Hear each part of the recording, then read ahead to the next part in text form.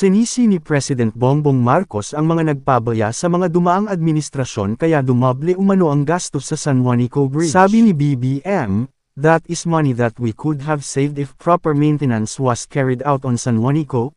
We would not have to do any of this kung yung every 3 years ini-inspection, inaayos. Wala tayong gagastusin na kahit ano, that's the MOOE of DPWH na kasama dyan, kung saan-saan napunta, hindi nag-inspection, kaya tayo nagkaganto." Balik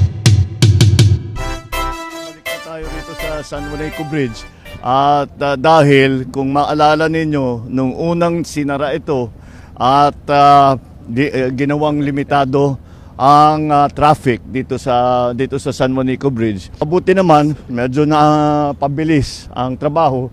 At ngayon, pwede na natin buksan ito for 15 tons na truck. Dati hindi nakatawid, kailangan pa mag-roro at umikot sa mga ibang port na ginawa natin. Ayun, yung malalaki na lang ang kailangan pa sumakay sa barko.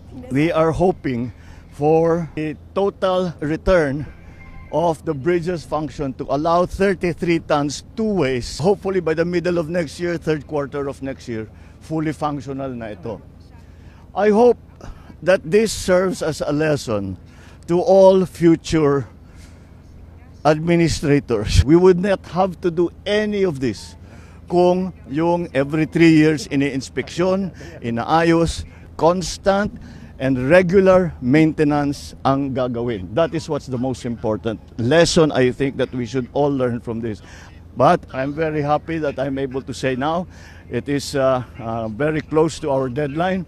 And so the San Juanico Bridge is partially finished. It will be finished next year.